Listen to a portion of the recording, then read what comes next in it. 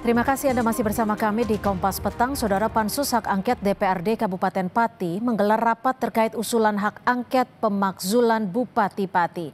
Pansus meneliti dan menginventarisasi poin-poin dugaan pelanggaran administratif Bupati bersama ahli dan akademisi. Desakan masyarakat Pati melalui demo mundurnya Bupati Sudewo yang digelar di depan kantor Bupati kini tengah diproses DPRD Kabupaten Pati. Rapat Pansus Hak Angket Pemakzulan Bupati Pati mengundang ahli dari akademisi serta pakar hukum tata negara.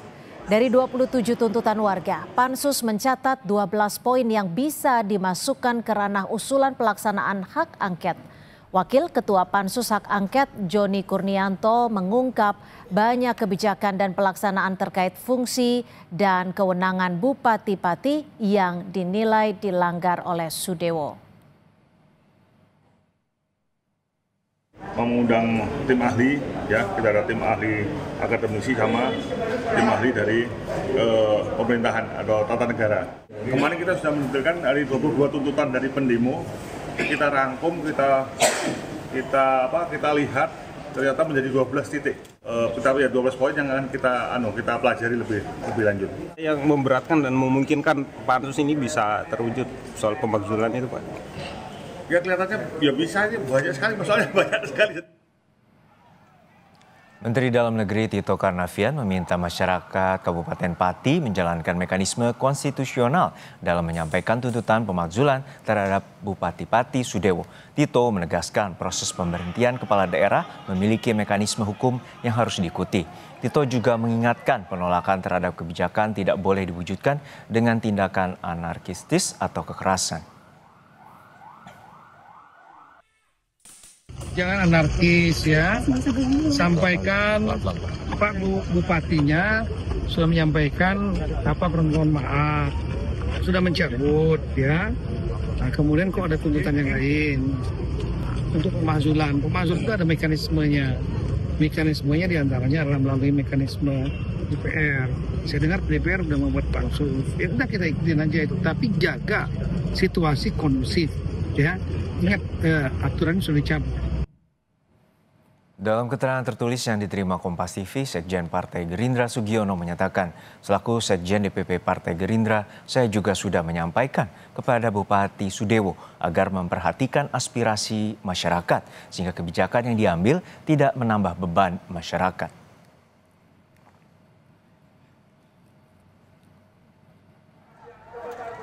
Pasca demo, situasi pemerintahan di Pemkab Pati sudah kondusif dan pelayanan masyarakat serta roda perekonomian berjalan normal.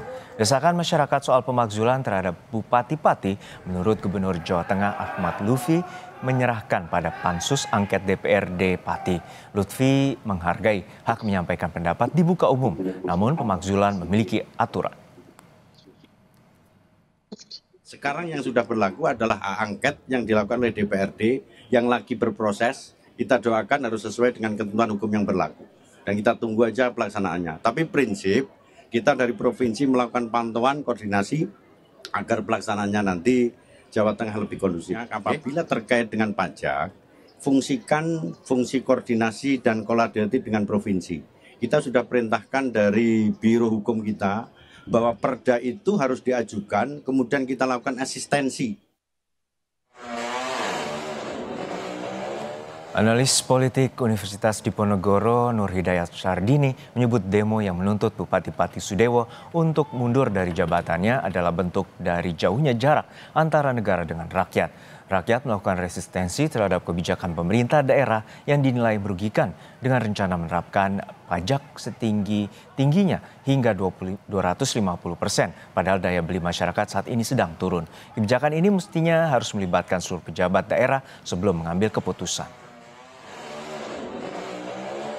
Sebenarnya di gejala umumnya sekarang itu terjadi proses yang makin menjauh antara kekuatan masyarakat sipil dengan kekuatan society, yang di satu sisi kekuatan negara itu makin memupuk kekuasaannya, memperkaya diri sendiri kepada kekuatan society, kepada masyarakat pada umumnya, justru terbalik, mereka makin makin menurun ya kapasitas daya beli masyarakatnya, beragam jenis pendapatannya makin juga menurun. KPK menurut rencana akan memanggil mantan anggota Komisi 5 DPR Republik Indonesia yang kini menjabat sebagai Bupati Pati Sudewo. Pemanggilan terkait pengusutan kasus dugaan korupsi proyek jalur kereta api pada Direktorat Jenderal Perkeretaapian atau DJKA Kementerian Perhubungan. Menurut juru bicara KPK Budi Prasetyo, Sudewo diduga menerima komitmen fee dari pembangunan jalur kereta saat dirinya menjabat sebagai anggota DPR. Kereta api masih terus berprogres ya. Kita ketahui ada di beberapa wilayah, jadi kita tunggu saja. Mas, kan sudah sempat disebutkan. Kita lihat kan sudah dilakukan proses-proses.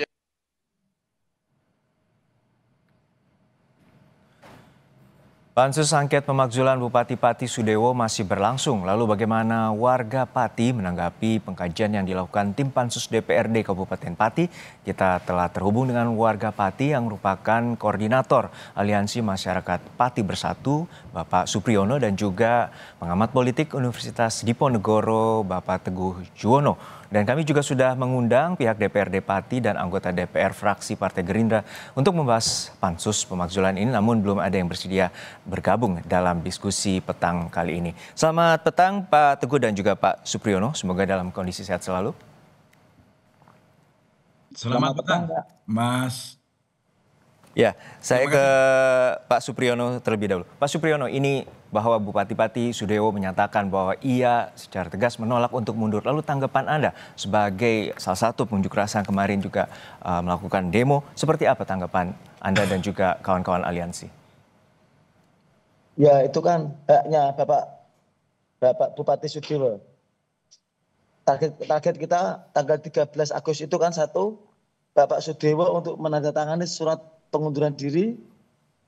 Kalau itu tidak terlaksana, nanti kita yang kedua kita akan merasa ke gedung DPR untuk menuntut DPR pengusulan hak angket. Dan alhamdulillah kemarin usulan hak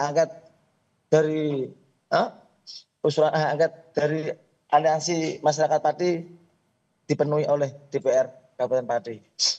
Artinya Anda akan mengikuti dan juga terus mengawasi proses pansus yang tengah berjalan di DPRD saat ini? Iya, tadi pagi pansus hak angket mengundang karyawan pabrik, tadi pagi pansus hak angket DPR Kabupaten Pati mengundang karyawan Rumah Sakit Suwondo yang dipecat secara sepihak oleh Bapak Bupati. Yang jumlahnya sekitar 200 orang lebih. Koreksi bila saya salah, ada 27 tuntutan dari Aliansi Masyarakat Pati. Untuk saat ini ada 12 kebijakan yang saat ini tengah diuji di Pansus. Seperti apa tanggapan Anda? Kalau itu yang tahu kuasa hukum saya, Pak. Oke, baik.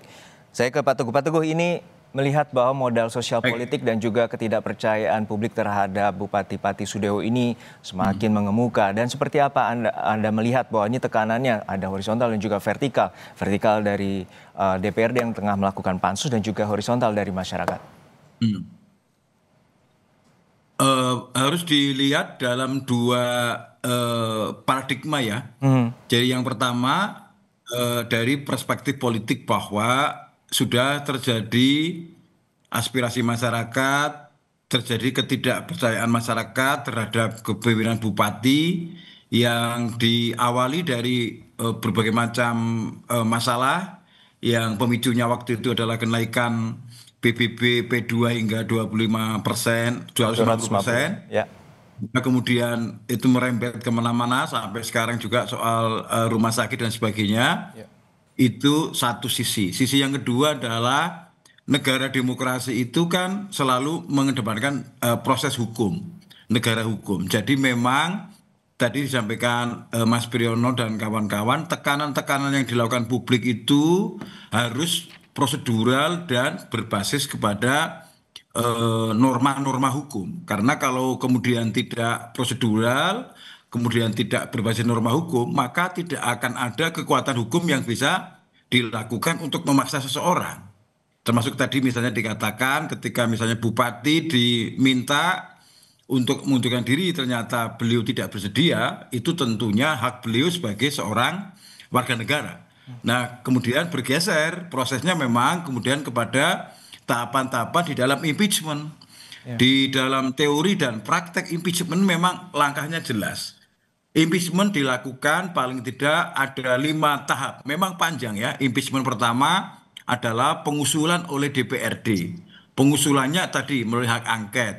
Hak angket kemudian DPRD membentuk pansus. Kemudian pansus itu nanti melakukan pemeriksaan. Nah, jadi sekarang ini sebetulnya kalau dilihat dari aspek tahapan itu sekarang masih di tahapan kedua ya. Tahapan pertama kan pengusulan sudah diusulkan, sudah diproses. Tahapan yang kedua sekarang ini adalah pemeriksaan. Nah, saya lihat DPRD juga bertindak hati-hati supaya tidak cacat hukum. Karena kalau ini cacat hukum kemudian digugat di pengadilan itu bisa lebih berkepanjangan. Kami putarkan kembali terkait dengan pernyataan Wakil Ketua DPR Sufmi Dasko Ahmad merespon soal tuntutan mundur Bupati Sudewo yang juga merupakan kader Partai Gerindra setelah pernyataan kontroversialnya menaikkan pajak bagi warga Pati hingga 250%. Dasko menyatakan akan menghormati proses dan mekanisme yang saat ini tengah berjalan. Kita lihat kan sudah dilakukan proses-proses yang menurut saya sudah on the track dilakukan oleh DPRD Pati, dan kita hormati proses-proses itu sesuai dengan mekanisme yang ada, dan kita akan monitor perkembangannya demikian. Gimana? Bupati ada sanksi atau peringatan gitu? Ya itu belum dibicarakan ya, nanti kita akan lakukan evaluasi secara menyeluruh demikian. Ya, saya sambung lagi ke Pak Teguh. Pak Teguh tadi melihat bahwa ketidakpercayaan tidak adanya ketidakpercayaan dan juga runtuhnya kepercayaan ini juga berjalannya pemerintahan saat ini seperti apa? Karena masyarakat sudah tidak mengakui bahkan juga meminta mundur. Lalu seperti apa? Apakah proses pansus di DPRD harus dipercepat? Pak Teguh? Oke, baik. Kami akan mencoba ke Pak Supriyono terlebih dahulu. Pak Supriyono, untuk saat ini tadi proses yang Anda telah ikuti di Pansus DPRD Pati seperti apa dan juga poin-poin apa saja terutama tuntutan dari pihak Aliansi Masyarakat Pati?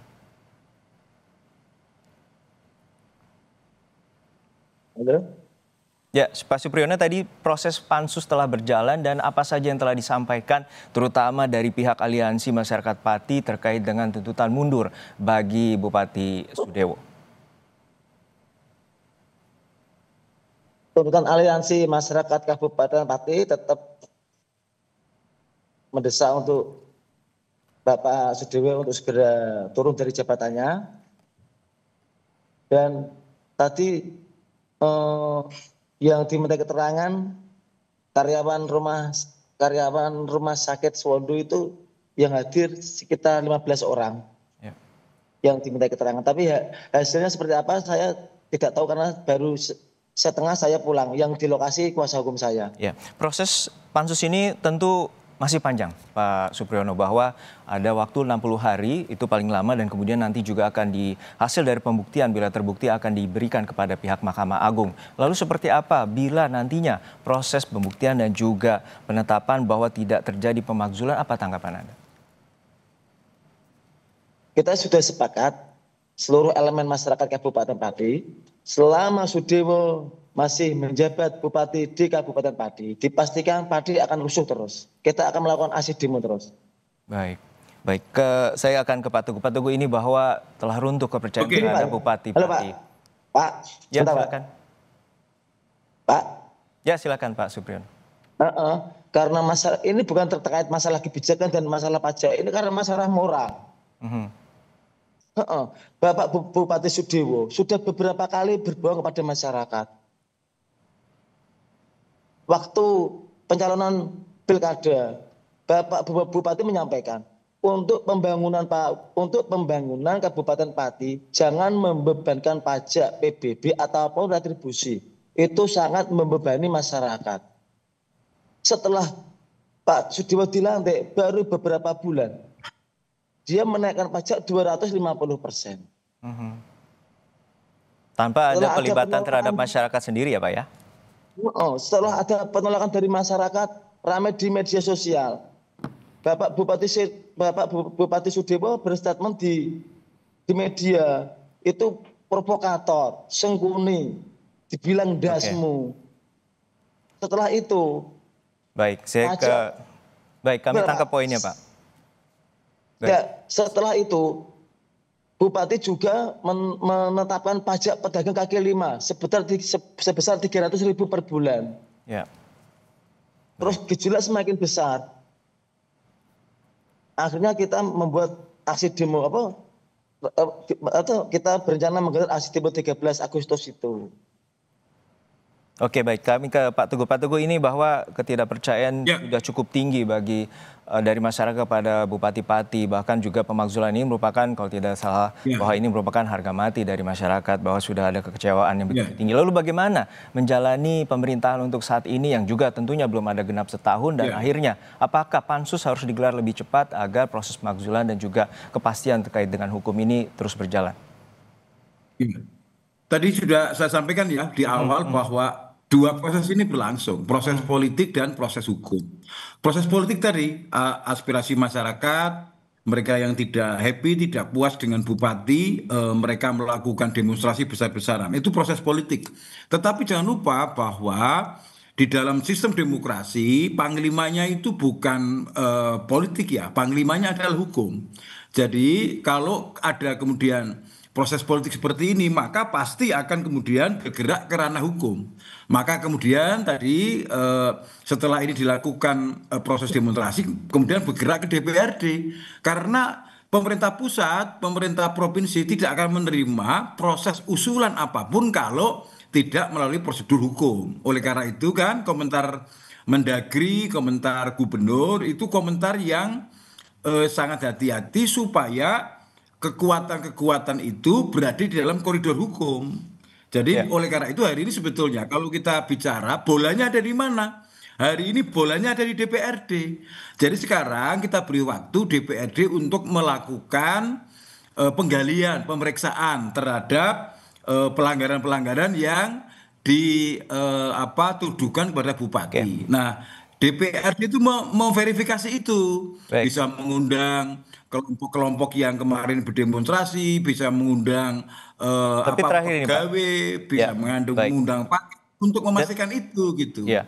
Dan ini persoalan terakhir yang tadi disampaikan oleh Pak Supriyono bahwa ada sikap yang arogan dari Bupati Sudewo, bahwa juga kita melihat apakah ini menjadi fenomena bahwa masyarakat juga menilai bahwa pemimpin yang arogan ini perlu sadar bahwa aspirasi masyarakat itu penting. Dan kita mengetahui bahwa Bupati Pati ini juga mengikuti pembekalan pada saat Februari lalu. Dan seperti apa sebenarnya Anda melihat adanya fenomena ini? Itu harus diverifikasi ya Mas, harus diverifikasi di dalam proses di DPRD. DPRD nanti akan mengundang semua orang, apakah itu opini, apakah itu pendapat, karena kalau proses hukum kan harus berbasis fakta. Untuk berbasis fakta itu maka nanti diuji, semua diundang, terus kemudian menyimpulkan, oh ternyata ini memenuhi syarat untuk diberhentikan, maka diproses lebih lanjut. Kalau tidak, maka akan seperti apa. Oleh karena itu kan jelas sebetulnya ya, dari aspek itu sebenarnya sangat jelas bahwa kalau pemimpin harus mendengarkan rakyat, kemudian pemimpin harus peduli terhadap kepentingan aspirasi. Saya kira itu standar yang ada di mana-mana gitu. Ya, dan waktu itu yang juga pada Februari pembekalan terhadap kepala daerah telah dilakukan pada ratusan kepala daerah yang dari pemerintah pusat terhadap pemerintah daerah. Baik, kami tangkap pesannya dan kemudian kita menjadi evaluasi dan juga akan melihat bagaimana proses pansus dan proses hukum yang tengah berjalan di DPRD Pati. Terima kasih Bapak Teguh Yuwono, pengamat politik Universitas Diponegoro, dan juga Bapak Supriyono, Aliansi Masyarakat Pati Bersatu, telah berbagi informasi di Kompas Petang. Terima kasih.